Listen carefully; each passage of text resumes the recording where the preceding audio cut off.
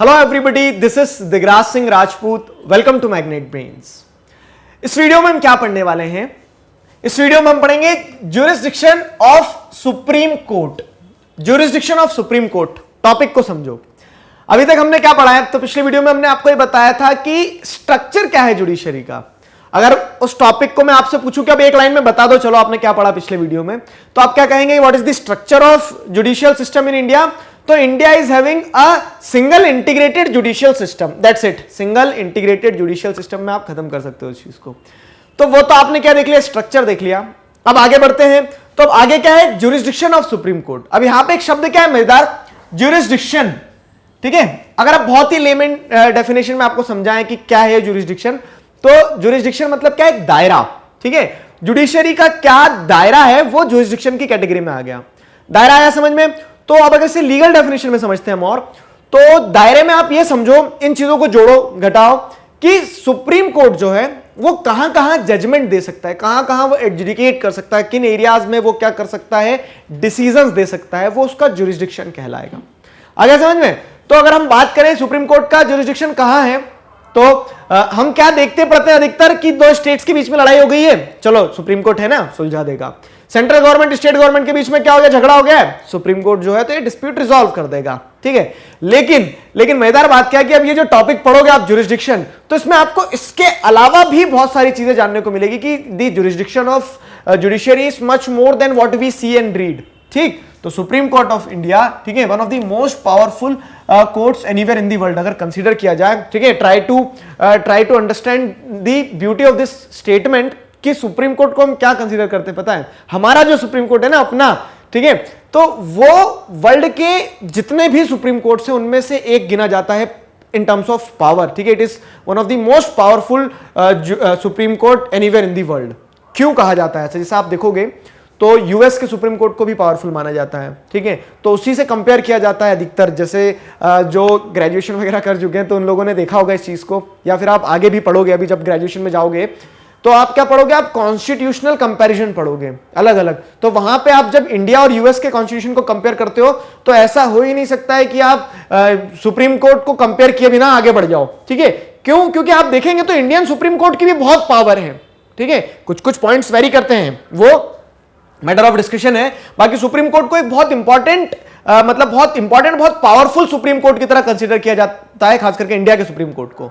ठीक है, तो क्या होता है? However it functions with in the limitations imposed by the constitution. वही वाली चीज है कि आप क्या देख रहे हो, यहां पे फ्रीडम है, पावर है, सारी चीजें, लेकिन उसका मतलब ये नहीं कि आर्बिट्रेरीनेस है, ठीक है, या फिर एब्सेंस ऑफ अकाउंटेबिलिटी है, ये कुछ नहीं है। अकाउंटेबल भी होगा सुप्रीम कोर्ट, और सुप्रीम कोर्ट जो है तो वो पावरफुल है। ठीक है, कॉन्स्टिट्यूशन का इंटरप्रेटर की तरह काम करता है, लेकिन वो कॉन्स्टिट्यूशन की ही लिमिटेशन के अंदर रह के करता है सारी चीजें। क्लियर है?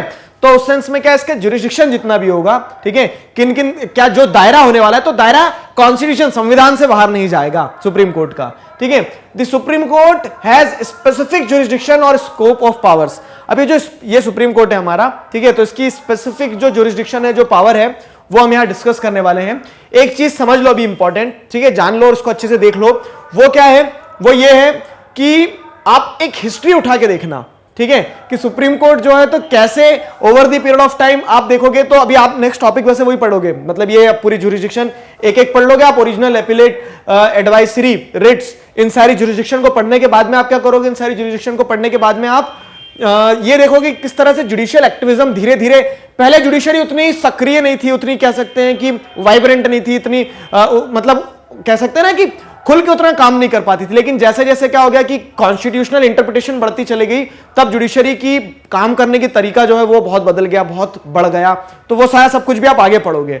तो अगर हम बात करें ज्यूरिसडिक्शन की बेसिकली, तो आपकी बुक में इन कैटेगरीज में बांट दिया गया है। सबसे पहला जैसे ओरिजिनल ज्यूरिसडिक्शन, मतलब क्या है? ओरिजिनली सुप्रीम कोर्ट जो है, तो सुप्रीम कोर्ट का ओरिजिनल काम अगर देखोगे आप, तो देखो डिस्ट्रिक्ट में डिस्ट्रिक्ट कोर्ट बना दिया आपने, स्टेट में स्टेट कोर्ट बना दिया, अपना अपना काम चलता रहेगा। सुप्रीम कोर्ट की जरूरत ही क्यों थी? लेकिन वही स्टेट कोर्ट के बीच में आपस में अगर कंफ्लिक्ट हो गए, ठीक है, सेंट्रल और स्टेट के बीच में हो गए, तो वहां पे एक ओरिजिनल ज्यूरिसडिक्शन होता है, which says that supreme court settles dispute between union and state and amongst states. इसे हम पढ़ेंगे स्पेसिफिकली नेक्स्ट वीडियो में। ठीक है, फिर क्या है? एपिलेट। तो अब एपिलेट ज्यूरिसडिक्शन, उससे पहले आप जैसे रिट्स पढ़ने वाले हो, तो रिट्स ज्यूरिसडिक्शन को देखोगे तो अब अगर इसे फंडामेंटल राइट से आर्टिकल 32 से कंपेयर करोगे कॉन्स्टिट्यूशनल रेमेडीज से, तो आपने सुना होगा हैबियस कॉर्पस मेडामेंस, ये हमने सब पढ़ के आए हैं, ठीक है। प्रोहिबिशन और को वारंटो, ये सारे जो रिट्स थे, रिट पिटिशन का ध्यान है आपको कुछ, आर्टिकल 32 चैप्टर 2 जो हमने पढ़ के आए हैं। तो उस हिसाब से क्या है, रिट्स के बारे में हम कुछ पढ़ेंगे कि रिट जुरिस्डिक्शन क्या होती है, कब इशू करता है सुप्रीम कोर्ट, किस तरह से करता है, वो सारा सब कुछ। एपिलेट जुरिस्डिक्शन, एपिलेट मतलब क्या, आपको अभी मैंने बताया था पिछली वीडियो में, सिंगल इंटीग्रेटेड जुडिशियल सिस्टम है। तो जुडिशरी का काम एपिलेट भी होता है, मतलब एक जुरिस्डिक्शन एपिलेट भी होता है, एक दायरा ये भी होता है कि वो नीचे से किसी ने अपील किया हाईकोर्ट में, हाईकोर्ट से सुप्रीम कोर्ट में, तो सुप्रीम कोर्ट की जुरिस्डिक्शन वहां तक पहुंच जाती है। फिर क्या है, फिर आप देखोगे एडवाइसरी जुरिस्डिक्शन होता है, आर्टिकल 143, ठीक है, ये बहुत जल्दी याद रहेगा आपको। आर्टिकल 143 जो है, तो इसमें क्या है कि प्रेसिडेंट जो है वो एडवाइस मांग सकते हैं किससे, सुप्रीम कोर्ट से। तो वो एक जुरिस्डिक्शन जो है एडवाइसरी वाला, जिसे हम डिस्कस करेंगे स्पेसिफिक वीडियो में, आपकी बुक में दिया है ना एक एक टॉपिक, तो एडवाइसरी जुरिस्डिक्शन एक होता है सुप्रीम कोर्ट का, ठीक है। ये मतलब ये चार्ट के थ्रू आप ध्यान रख सकते हो, 4, और एक ये क्या है, स्पेशल पावर्स। तो स्पेशल पावर्स के चलते क्या है कि supreme court can grant special leave to an appeal from any judgment और matters passed by the court in territory of India. तो अब मैंने आपको ये बताया ना था पिछले वीडियो में कि सुप्रीम कोर्ट का डिसीजन जो रहता है तो सर्वोपरि रहता है, मतलब सबसे ऊपर सुप्रीम कोर्ट का, तो वो स्पेशल ग्रांट दे सकता है किसी भी अपील को जो इंडिया की टेरिटरी के अंदर है, ठीक है, तो वो अपने पास बुला सकता है वो सारी चीजें।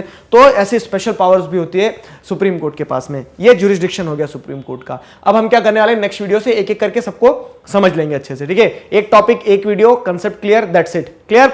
तो नेक्स्ट वीडियो में हम मिलते हैं, ठीक है। नेक्स्ट वीडियो में हम क्या डिस्कस करने वाले हैं, ओरिजिनल जुरिस्डिक्शन के बारे में पढ़ेंगे। आशा करता हूं यहां तक ये चीजें समझ में आ गई आपको।